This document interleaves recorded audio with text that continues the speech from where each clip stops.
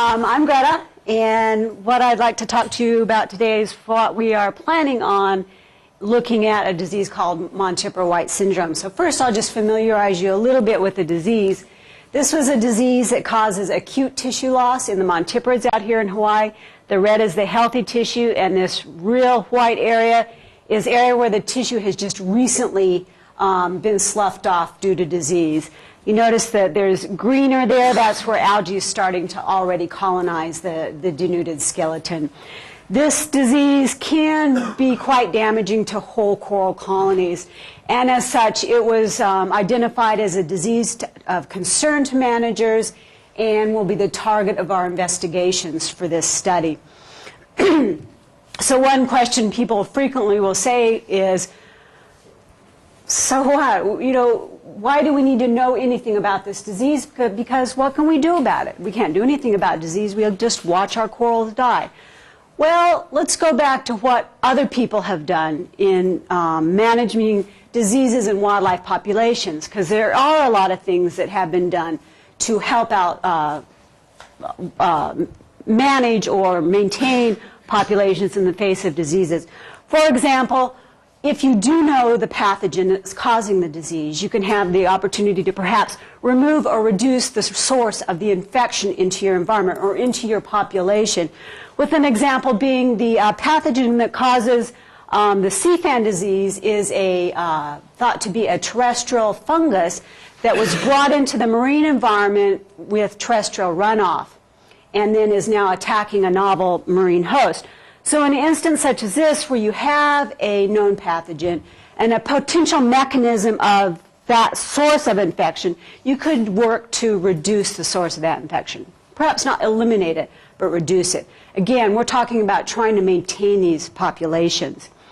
The other thing that, in general, people that manage wildlife populations do is they want to do things to reduce the rate of spread of disease. Once it's in your population, how can you prevent it going from the next person? So us humans out here, they tell us every year to get the flu shot. That is a mechanism which we use to reduce the spread of a particular disease. Doesn't eliminate it, because there's a lot of us that don't go get those vaccinations. So it's still in the population, but at a lower level. But in order to make any management decisions about how to minimize the damage from these diseases, we have to have some information about these diseases. What causes these diseases? How are they transmitted between colonies, between reefs, between islands? What is some of the potential stressors that may be increasing these corals' vulnerability to these different diseases? And some knowledge about mechanisms of coral defense, which Debbie talked to you about earlier. So that is the type of questions when we talk about epizootiology of a disease. Those are the type of questions that we're hoping to address to try to get answers so that we can perhaps develop some strategies to manage these on our coral reefs. So what do we know about this Montipora White Syndrome to date? We've done a lot of baseline surveys, and I'll just introduce you to some of the patterns we see. First thing you see about Montipora White Syndrome is that the level of the disease varies depending on your survey site. So here, this is a proportion of the sites that we surveyed that had evidence of this particular disease. And as you can see, Kaneohe Bay has a higher frequency of this disease in other areas. And not only is it more widespread in Kaneohe Bay than the other regions, but the proportion of colonies that we look at that have this disease or prevalence also is higher in this region than the others. So your question is, why? Could it just be, you know, that Kaneohe Bay has more Montipora? You have a higher host density, so it might make sense to have higher levels of disease. Well, we have that data, and if you look at just that, that doesn't quite offer us any explanations. The levels of Montipora aren't that much higher in Kaneohe Bay. Well, they're not compared to Kahe and Pupukea, yet look at the different levels of disease. So that's not a simple explanation. So what else might be going on? And this is where I want to point out the real value of doing these disease studies, is you look for these patterns of disease distribution, and from these patterns you start to develop hypotheses to explain them. And then it's those hypotheses that can then go on to be tested. So let's develop some hypotheses, simple ones, just based on what we know about things. here's Canary Bay right here, and this is where the highest levels were. Then you've got these regions here, and you got Hanauma Bay, which is a smaller enclosed area there. Well, one thing that you're first looking at is, well, water flow's got to be very different here, here, and then in these two enclosed area. So perhaps something about water motion, which, you know, they've talked about, was it with the contaminants being washed out rapidly away from the reef system. So maybe it's something to do with that ability, or being in a place where you're enclosed versus where there's going to be a lot of water flow. But I wouldn't explain Hanauma Bay, because that's pretty enclosed too, some reduced water flow here. So you got to also look at the watersheds that are dumping stuff into these water. What is it dumping? What type of land-based pollution and what amounts? And perhaps there's some differences between here and here that might help explain that. Okay? So there's an example of two hypotheses that we might develop to help explain the patterns of Montipora White Syndrome. So the next question is, great, we got hypotheses, let's test them. Now the best way, of course, was if you know the pathogen, you can do direct tests of sediment stress or water motion or whatever. We don't know those pathogens as yet. We're hoping to start to determine some of these pathogens. So instead of that, what we're hoping to do is look at the pattern of disease in Canary Bay, because Canary Bay is kind of a special place. Here's an aerial. There's Coconut Island, and a couple people have talked about it.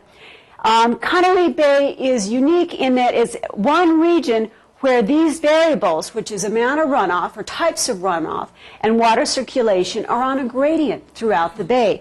So down in this region you have greater reduced water circulation with the gradient going out this way. So this is passage into the open ocean in this region.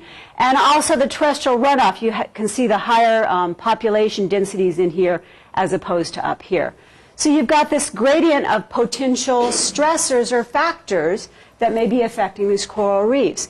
And so if indeed water circulation or terrestrial runoff were important in disease levels that we're finding, then you would expect to find higher levels of this Montipora White Syndrome down in the southern end of the bay as compared to up in the northern end of the bay. And so that's the first thing we're going to do. We're going to start to look at that to see if we find that. And that will be the focus of our first two objectives, which is to look at the distribution and severity of Montipora White Syndrome within Canary Bay and look at it from south to north to look at the relationship between this disease levels and proximity to stressors. And very simply, we're going to go out and do coral disease surveys for this one type of disease, and we're going to hit 3 patch reefs in the South Canary Bay, really that South Central, 3 Central, and 3 North Canary Bay, just to see if indeed it bears out. Are there higher levels of disease here than here?